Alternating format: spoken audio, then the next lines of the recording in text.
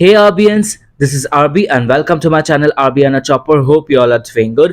তো আজকে আমি যে ভিডিওটা আপনাদের সাথে শেয়ার করছি, আপনারা জানলে খুশি হবেন যে আজকের ভিডিওতে কিন্তু চারখানার রেসিপি আপনাদের সাথে শেয়ার করছি। যার মধ্যে রয়েছে সাম্বার, ভেজ পোলাও, একটি রায়তা এবং একটি চাটনি। অর্থাৎ এটা কিন্তু একটি সাউথ ইন্ডিয়ান প্ল্যাটার, যেটা গরমেতে ভীষণই ভালো লাগে খেতে। তো চলুন ভিডিওতে যাওয়া যাক, কিন্তু ভিডিওতে যাওয়ার আগে সবার কাছে রিকোয়েস্ট করব যে ভিডিওটা প্লিজ প্রচুর প্রচুর লাইক আর শেয়ার করে দিন। আর আমার চ্যানেলে যদি আপনারা নতুন হয়ে থাকেন তাহলে প্লিজ সাবস্ক্রাইব করে দেবেন আর পাশে থাকা বেল আইকনটাকে প্রেস করে দেবেন। আর কমেন্টে জানাতে ভুলবেন না আপনাদের এই ভিডিওটা কেমন লাগলো। তো চলুন ভিডিওতে যাওয়া যাক।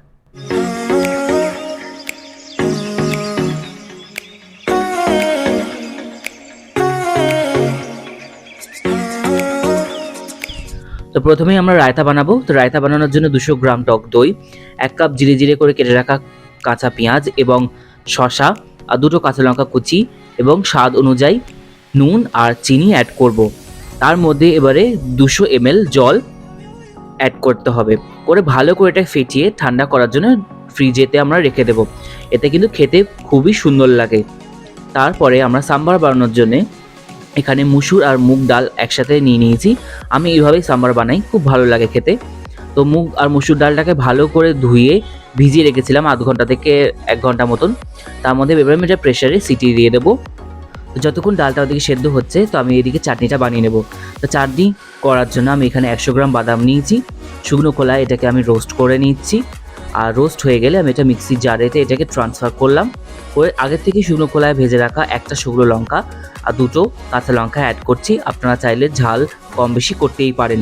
তো একটুখানি 1 চামচ মতন আদা বাটা আর বড় টুকরো বেশ নারকোল আমি অ্যাড করলাম, আর স্বাদ অনুযায়ী নুনও অ্যাড করে দিলাম।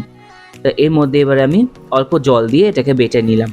বেটে নেওয়ার পরে এটা যদি আপনাদের মনে হয় একটু ঘন আছে, অল্প জল দিয়ে পাতলাও করে নিতে পারেন। চাটনিটাকে তড়কা দেওয়ার জন্য আমি এখানে কড়াইতে 2 চামচ নারকোল তেল অ্যাড করলাম। তেলটা গরম হয়ে যেতেই এবার আমি আস্তে আস্তে ফোড়নগুলো দেবো। নারকোল তেল ব্যবহার করতে না চাইলে আপনারা যে কোনো সাদা তেল অ্যাড করতে পারেন। তো আমি এখানে 2টো শুকনো লঙ্কা, 1 চামচ যে কোনো আপনারা ডাল নিতে পারেন, ছোলার ডাল হতে পারে কিংবা মুগ ডাল হতে পারে, দেওয়ার পর 1 চামচ মেথি দিলাম। দিয়ে এটা ভালো করে যে ফোড়নটা হয়ে যাবে, তার মধ্যে আমি অল্প করে কারি পাতা অ্যাড করব। দিয়ে এটা যেই ভাজা ভাজা হয়ে যাবে, আমি কিন্তু এই তেলটা সমেত পুরো ওই চাটনিটার মধ্যে অ্যাড করে দেবো। তাতে কিন্তু আসল ফ্লেভারটা আসবে, খুব সুন্দর হয় এই চাটনিটা খেতে। এরপর ওই সেম কড়াইতে আমি নারকোল তেল অ্যাড করছি 4 থেকে 5 চামচ। আপনারা চাইলে যে কোনো সাদা তেল ব্যবহার করতে পারেন। আর তেলটা গরম হয়ে যেতে আমি এর মধ্যে 1 চামচ সর্ষে ফোড়ন দিলাম, আর তার মধ্যে 4টে বড় বড় শুকনো লঙ্কা ফোড়ন দিচ্ছি। দেয়া এটা ভালো করে যে ফোড়নটা হয়ে যাবে, লঙ্কাগুলো লাল লাল হয়ে যাবে, তার মধ্যে কিন্তু আমি এবার অ্যাড করলাম কারি পাতা। কারি পাতার ফ্লেভারটা কিন্তু সাম্বারের মেন, ভীষণই ভালো লাগে খেতে। আর এই গরমে কিন্তু কারি পাতা খাওয়াও খুব ভালো, শরীর ঠান্ডা রাখে। তো এটা আমি এখানে অ্যাড করলাম একটা পেঁয়াজ, একটা গোটা পেঁয়াজ একটু মোটা মোটা করে ডুমো ডুমো করে কেটে রাখা ছিল, তো সেটা অ্যাড করছি। এটা জাস্ট বেশি ভাজা হবে না, অল্প ভাজা হবে, ট্রান্সলুসেন্ট। সুইচ করার পরে এর মধ্যে আমি লাউ, গাজর, বিনস অ্যাড করে দিলাম। এবার এটা ভালো করে ভাজতে হবে।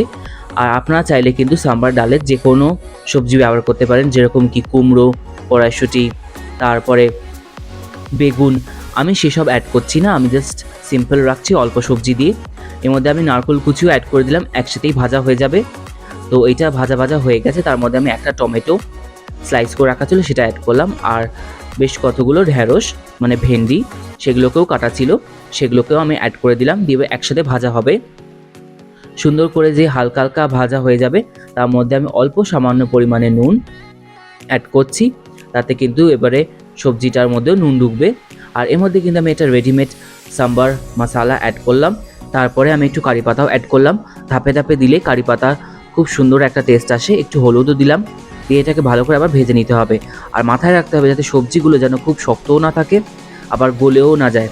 তো একদম ব্যালেন্স করে রাখতে গেলে কিন্তু খেয়ালে রেখে করতে হবে। এরপরে আমি যে জলটা দিচ্ছি অল্প করে, সেটা হচ্ছে নারকোলের ভেতরে জল, নারকোল ফাটিয়ে যে জলটা বেরিয়েছিল সেটাই আমি দিলাম।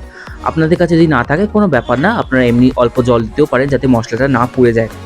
তো আমি এখানে 1 কাপ তেঁতুল গোলা জল অ্যাড করলাম। আর ডালটা যে সেদ্ধ করে রেখেছিলাম সেটাও আমি অ্যাড করে দিলাম। আর এবারে যে দেখছেন ডালটা ঘন আছে, এটা কিন্তু আমি পাতলা করবো, কারণ সাম্বার ডাল আমার পাতলাই ভালো লাগে। তো আমি এখানে বেশ 3-4 কাপ মতন জল ঢেলে দিয়েছি। আর তার মধ্যে স্বাদ অনুযায়ী নুন আর চিনি অ্যাড করলাম। আপনারা চাইলে চিনি একটু কম বেশি করতেই পারেন, যেহেতু তেঁতুল আছে, তেঁতুলের টকটা ব্যালেন্স করার জন্য অল্প চিনি দিতেই হয়। তো আমি এখানে এবার দিলাম সামান্য 2 চিমটে হিং, জলে গুলে রেখেছিলাম, সেটাই আমি অ্যাড করলাম। ভালো করে ফুটিয়ে নামিয়ে দিয়েছি। তো আমার সাম্বার ডাল কিন্তু রেডি। তো পোলাও করার জন্য আমি এদিকে গোবিন্দভোগ চাল 8 ঘন্টা ভিজিয়ে রেখেছিলাম ধুয়ে। তো সেদ্ধ হয়ে যেতেই এবারে কিন্তু আমি নুন আর চিনিটা অ্যাড করে দিলাম, গরম থাকতে না থাকতেই, তাতে কিন্তু সুন্দরভাবে মিক্সড হয়ে যাবে।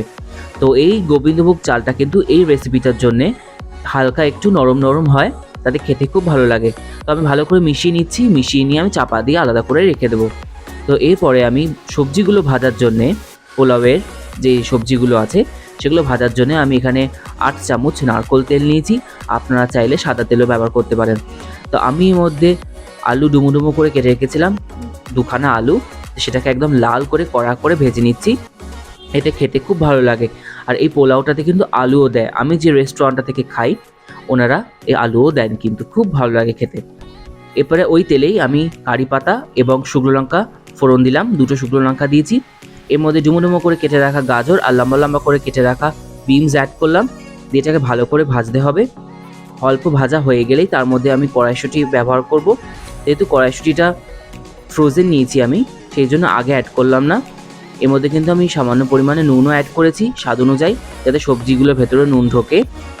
আর আলুটাতেও কিন্তু আমি নুন হলুদ দিয়ে মাখিয়ে ভেজে নিয়েছি, যাতে আলুগুলো নরম হয় আর ভেতরে নুন ঢোকে। তো এর মধ্যে আমি নারকোল কুচিও দিলাম, নারকোল কুচি দিয়ে হলুদ দিয়ে দিলাম, যাতে পোলাওটা হলুদ হলুদ হয়। আর এর মধ্যে কিন্তু ভালোভাবে ভেজে নিয়ে এই জিনিসটা পুরোটাই তেল শুদ্ধ আমি কিন্তু পোলাওতে দিয়ে দেবো। দিয়ে ভালো করে মিক্সড করে নিলেই কিন্তু আপনাদের রেডি হয়ে যাবে সাউথ ইন্ডিয়ান স্টাইল পোলাও। এটা ভীষণই খেতে সুন্দর হয়, তাই অবশ্যই এই গরমেতে এই ভিডিওগুলো বানিয়ে আপনারা বাড়িতে খাবেন। তো চলুন ভিডিওটা আজকে এখানেই শেষ করছি। আশা করছি ভিডিওটা সবার ভালো লেগেছে। ভালো লাগলে প্লিজ লাইক শেয়ার কমেন্ট করে দেবেন। আর যদি নতুন হয়ে থাকেন আমার চ্যানেলে, তাহলে প্লিজ সাবস্ক্রাইব করে দেবেন আর পাশে থাকা বেল আইকনটাকে প্রেস করে দেবেন। তো চলুন দেখা হবে পরে কোনো একটি রান্নার ভিডিওতে কিংবা কোনো একটি ব্লগের ভিডিওতে। ততক্ষণ আপনারা সবাই সুস্থ থাকুন, ভালো থাকুন।